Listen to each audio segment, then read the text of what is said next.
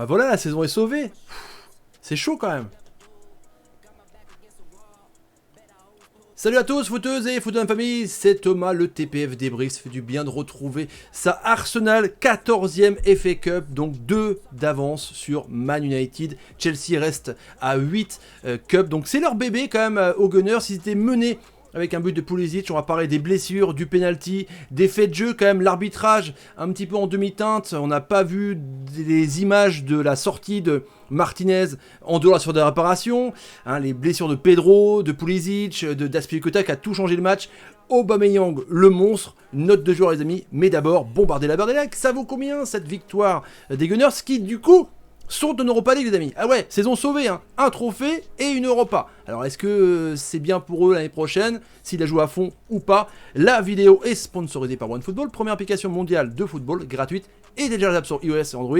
Le lien en description, c'est tout beau, c'est tout nouveau les amis, nouveau design de OneFootball et l'article justement, Aubameyang renfère Chelsea. Parce qu'au début, tu voyais quand même deux équipes différentes, avec un Chelsea vraiment pressant, avec la possession de balle, 70-30, avec un Pulisic complètement énorme.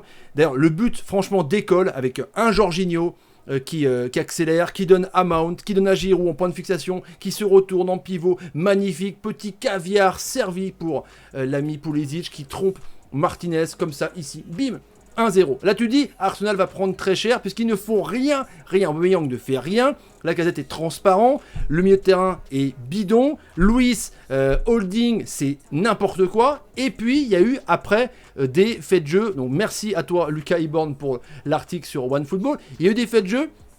On va dire que il y a eu Pépé. Une superbe action en triangle. Aubameyang, Lacazette. Pépé, hop, à 25 mètres.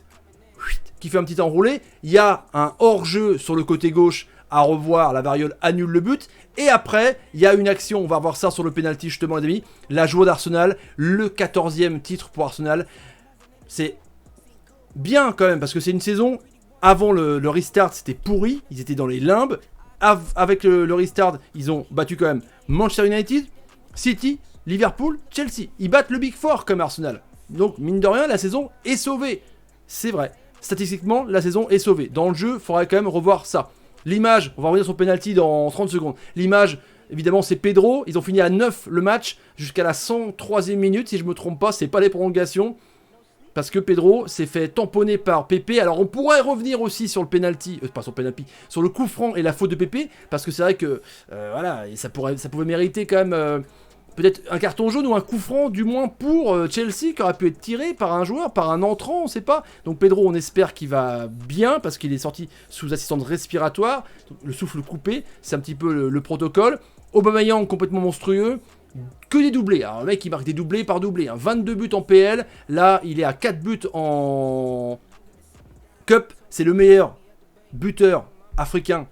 C'est un truc de ouf quand même, franchement. 2 fois de suite, coup sur coup, co-meilleur buteur l'an dernier, et là, deuxième meilleur buteur derrière Vardy, à un but près, les frérots, franchement, il est énorme. Aubameyang en plus, qui n'est pas sûr de rester du côté d'Arsenal. C'est vraiment l'arbre qui cache la forêt, Aubameyang, du côté des Gunners, parce que c'est quand même pas ouf non plus en attaque. Hein. On a un PP qui est un petit peu, inconstant, à la Lacazette, il joue quand il veut, on va dire, il est bien en point de fixation, mais Aubameyang est quand même énorme. Je vous pose la question les amis, est-ce que Aubameyang, pour vous, doit rester à Arsenal, et est-ce qu'il fait partie des top 5 attaquants du monde? Est-ce qu'il peut aller manger à la table de Benzema, Lewandowski, de Luis Suarez, d'Aguero? Je vous pose la question, mettez-moi en commentaire ce que vous en pensez, les amis. Le penalty, donc on revient là-dessus, Pépé, but refusé, et 2 secondes après, il y a Aubameyang qui part, avec Azpilicueta. Alors la faute, on voit sur la variole, elle est en dehors de la surface de réparation. Le problème, c'est qu'Aspi continue carrément à faire le hippon dans la surface. Du coup, l'arbitre, Monsieur Phillips, bim, appelle la variole, penalty trompé, contre-pied pour Aubameyang. Alors, il y a penalty pour moi, il y a carton jaune, il évite la double peine, heureusement. Il y aura un rouge plus tard pour Kovacic, qui a fait une faute bourrin. La deuxième, un petit peu moins, mais quand même, c'était assez mérité son carton rouge. Mais là, globalement, il y a penalty, ça change tout le match, les amis. Ça, c'est clair, ça change tout le match. Après, il y a une action de feu. Franchement, on va enlever le penalty, donc je pense qu'il n'y a pas de contestation trop. L'action de feu, franchement, avec Aubameyang qui trompe le petit côté, avec un rush énorme d'Hector Bellerin, qui fait un petit pont sur Rudiger. Il écarte sur l'ami Pépé, qui revient dans l'axe, il décale Aubameyang. Hop, il passe tranquillement Rudiger.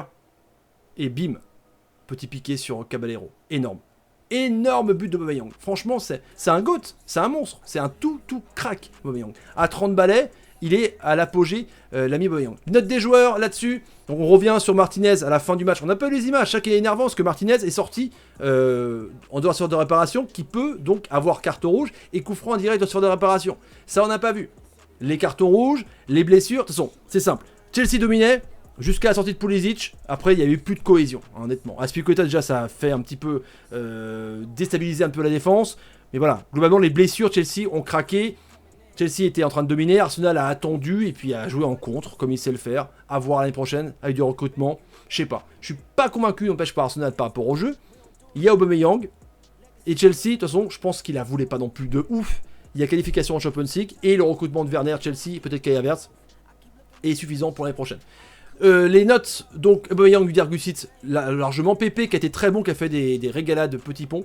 7 pour Martinez. Et de l'autre côté, un bon Reece James, un bon Jorginho, pour moi, embêtant Kovacic, mais il a 2 cartons rouges. Giroud, 7,4, je trouve que c'est un petit peu surnoté. Pulisic avant qu'il sorte avait 6,5.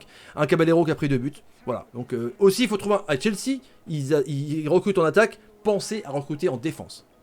Et un gardien. Tu mets Kepa au placard, mais bon, Papi Caballero, voilà, achète Nana, fais un package, prends tout l'Ajax d'Amsterdam. Les amis, j'attends vos commentaires avec impatience. Est-ce que vous êtes content pour Arsenal? Est-ce que vous êtes déçus pour Chelsea? Est-ce que c'est mérité pour Arsenal? Est-ce que c'est mérité pour Chelsea? Le petit like qui va bien, partagez la vidéo sur Twitter, Facebook, Instagram et Snapchat. Salut les amis, salut, et salut. Et dédicace à Stan qui doit être content de ouf. Ciao.